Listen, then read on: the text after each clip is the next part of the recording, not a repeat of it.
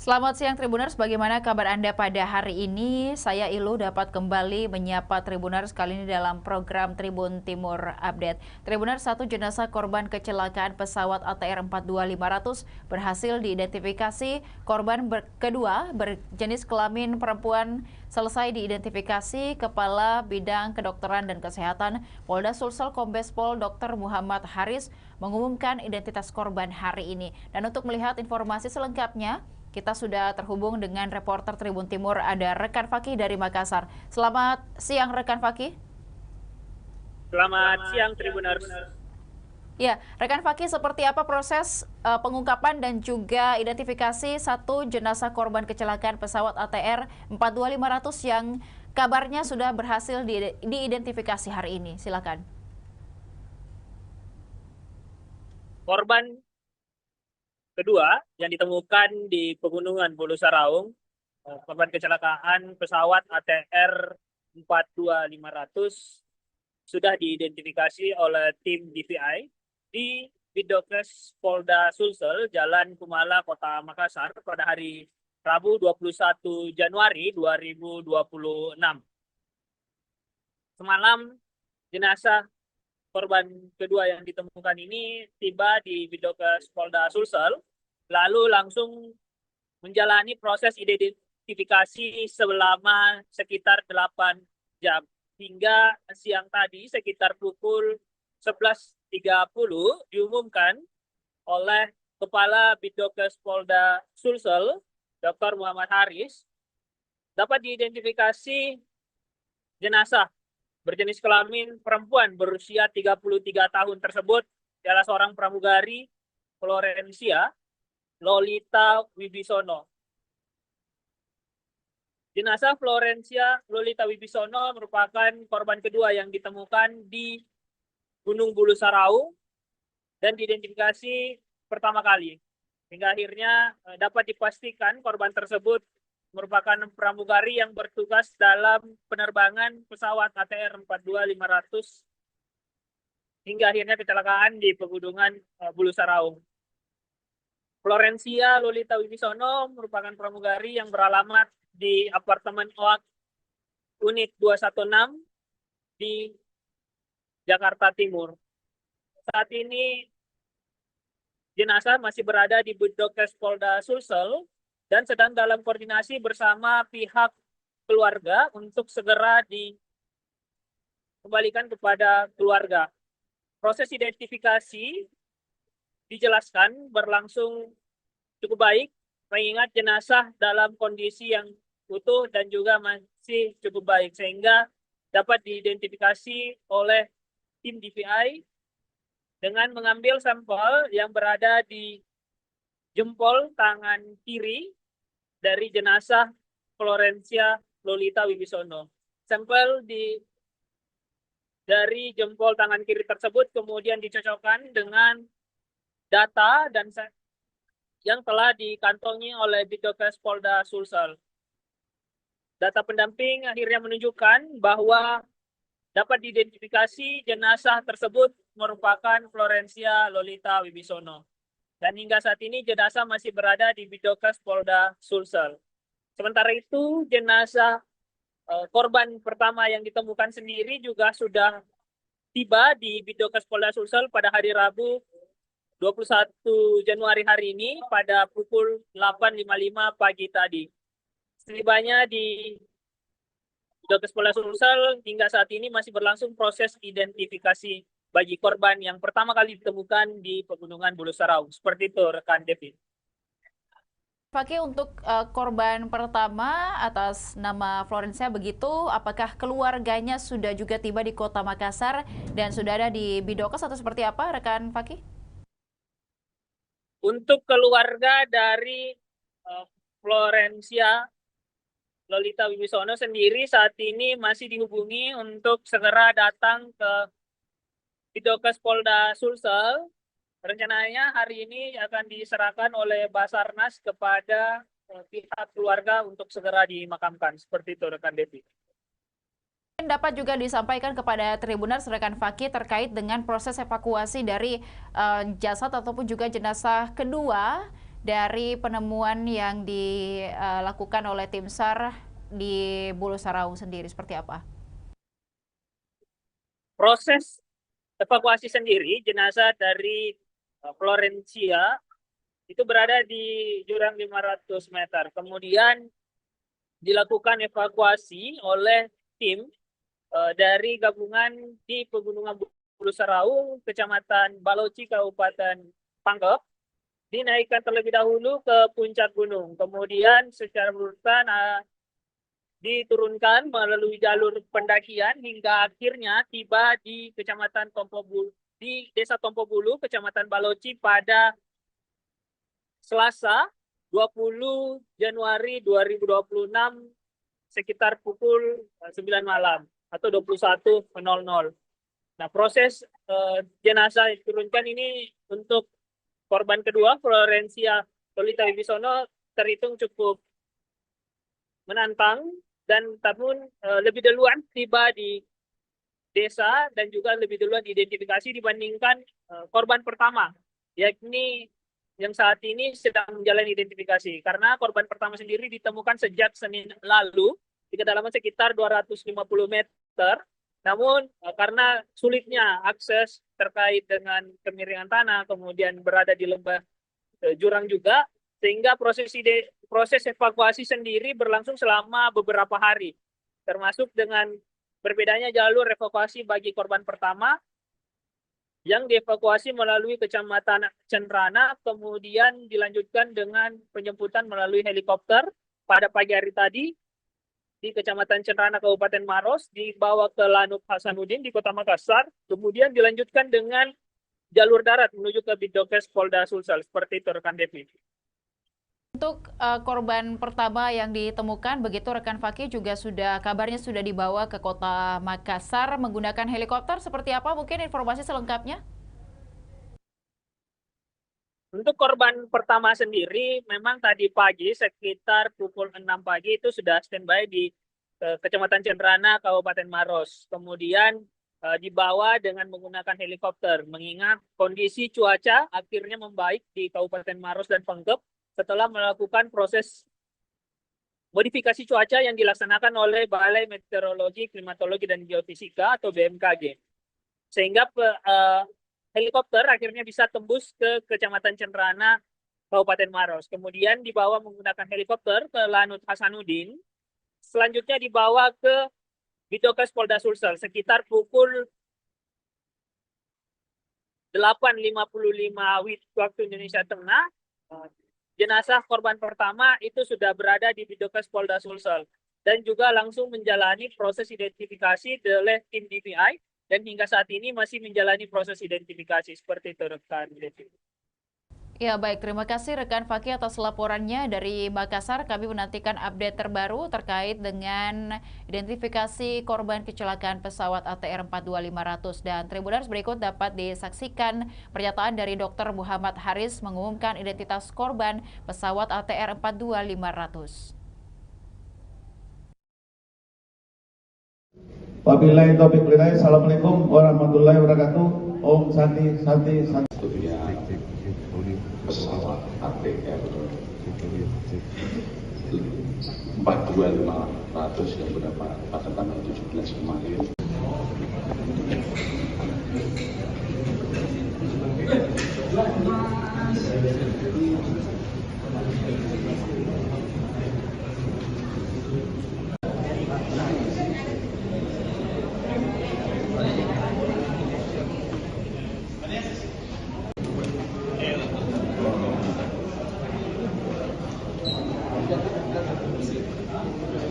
Jenazah dan melaksanakan identifikasi dengan hasil sebagai berikut. Jenazah dengan nomor postmortem 62B.01 cocok dengan antemortem nomor AM004 teridentifikasi sebagai Florencia Lolita Wibisono, jenis kelamin perempuan, umur 33 tahun, dengan alamat apartemen Oak Tower A, unit 216 Pulau Gadung, Jakarta Timur, melalui sidik jari, data gigi, properti dan ciri medis. Demikian hasil kegiatan yang dapat kami sampaikan. Terima kasih. Wabillahi taufiq wal hidayah. Assalamualaikum warahmatullahi wabarakatuh. Om Santi Santi Santi. Pesawat ATR 42500 yang berdapat pada tanggal 17 kemarin.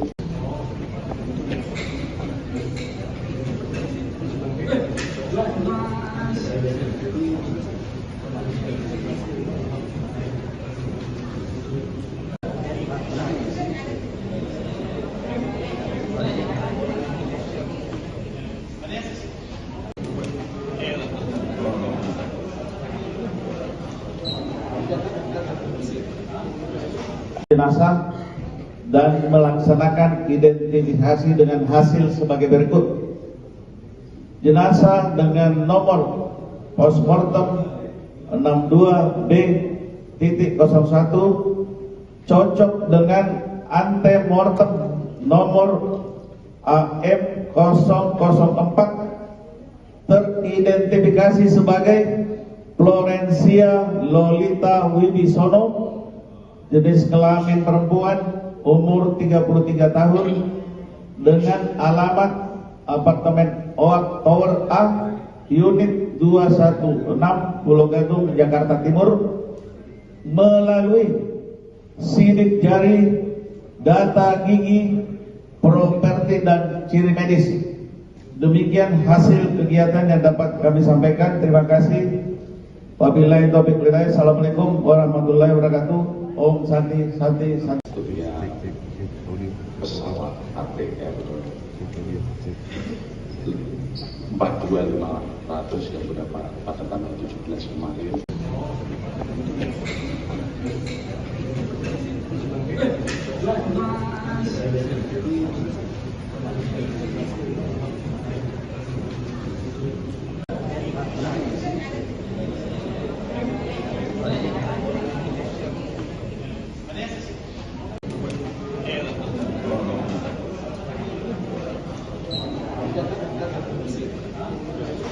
Jenazah dan melaksanakan identifikasi dengan hasil sebagai berikut.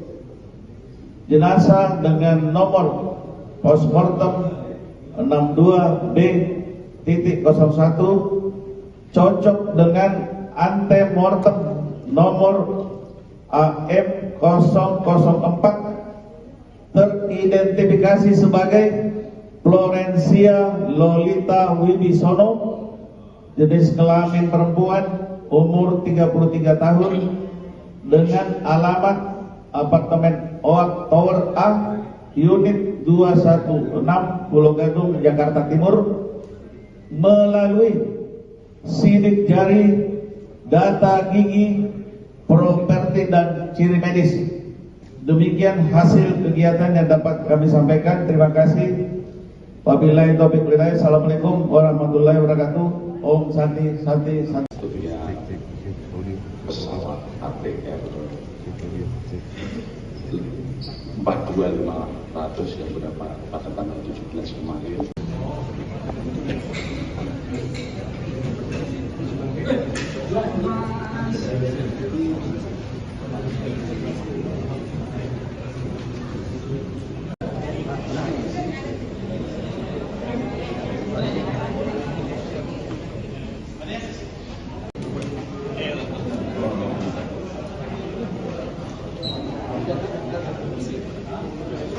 Jenazah dan melaksanakan identifikasi dengan hasil sebagai berikut. Jenazah dengan nomor postmortem 62B.01 cocok dengan antemortem nomor AM004 teridentifikasi sebagai Florencia Lolita Wibisono, jenis kelamin perempuan, umur 33 tahun, dengan alamat apartemen Oak Tower A, unit 216 Pulau Gadung, Jakarta Timur, melalui sidik jari, data gigi, properti dan ciri medis. Demikian hasil kegiatan yang dapat kami sampaikan. Terima kasih. Wabillahi taufiq wal hidayah. Assalamualaikum warahmatullahi wabarakatuh. Om Santi Santi Santi. Pesawat ATR 42500 yang berdapat pada tanggal 17 kemarin.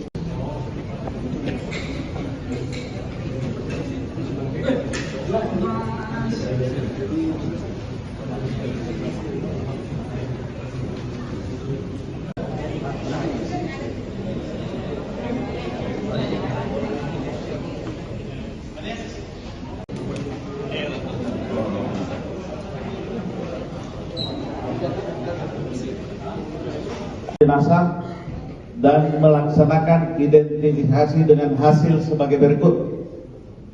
Jenazah dengan nomor postmortem 62B.01 cocok dengan antemortem nomor AM004 teridentifikasi sebagai Florencia Lolita Wibisono, jenis kelamin perempuan, umur 33 tahun, dengan alamat apartemen Oak Tower A, unit 216, Pulau Gadung, Jakarta Timur, melalui sidik jari, data gigi, properti dan ciri medis. Demikian hasil kegiatan yang dapat kami sampaikan. Terima kasih. Wabillahi taufiq wal hidayah. Assalamualaikum warahmatullahi wabarakatuh. Om Santi Santi Santi. Pesawat ATR 42500 yang berdapat pada tanggal 17 kemarin.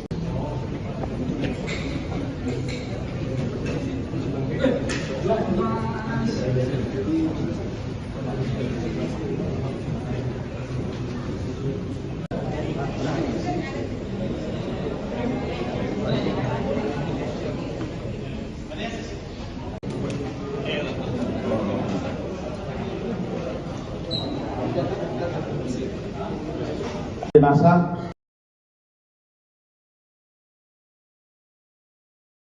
di momen Nataru 2025, PLN UIP Sulawesi hadir di Desa Bungin Timbe membangun sumur bor dan sistem filtrasi untuk menyediakan air bersih bagi warga. Program ini memudahkan warga mendapatkan air layak, memudahkan kegiatan sehari-hari, mendukung usaha kecil, dan meningkatkan kualitas hidup masyarakat secara berkelanjutan. PT PLN Persero UIP Sulawesi menghadirkan bantuan sanitasi dan air bersih di 8 sekolah dasar Makassar melalui perbaikan MCK dan instalasi air. Program ini mendukung kesehatan pelajar serta menciptakan lingkungan belajar yang lebih bersih dan aman. Langkah ini menjadi wujud kepedulian PLN terhadap pendidikan dan masa depan anak bangsa.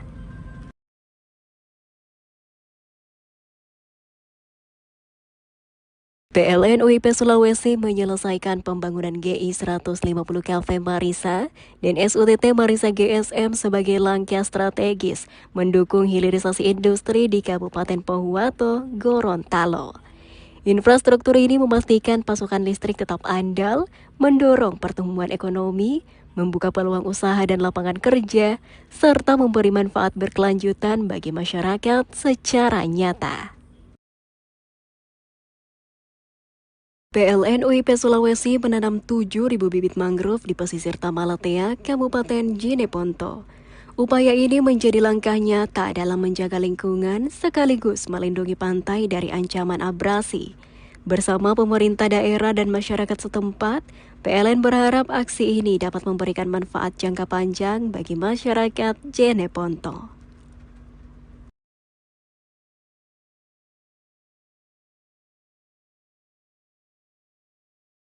Menjelang Natal dan Tahun Baru, penyediaan air bersih oleh PLN UIP Sulawesi di Desa Bungin Timbe menghadirkan akses air layak sepanjang musim.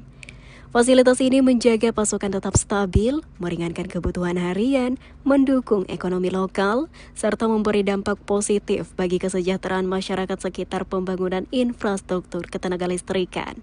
Program ini dirancang untuk mendukung kehidupan warga di masa kini dan masa depan. Menjelang Natal dan Tahun Baru, PLN UIP Sulawesi merampungkan Gardu Induk 150 kV Marisa dan jaringan transmisi Marisa GSM. Infrastruktur ini menyalurkan listrik untuk kebutuhan industri di Kabupaten Pohuwato. Dengan pasokan yang lebih andal, aktivitas industri akan terus berjalan, ekonomi daerah meningkat dan lapangan kerja terbuka bagi masyarakat sekitar. Kepedulian PLN terhadap kesehatan dan kenyamanan pelajar diwujudkan melalui program penyediaan fasilitas sanitasi dan air bersih di sejumlah sekolah dasar Kota Makassar. Perbaikan MCK dan sistem air ini mendukung kegiatan belajar yang lebih sehat dan nyaman. Melalui program ini, PLN hadir mendukung terciptanya lingkungan sekolah yang lebih layak bagi para pelajar.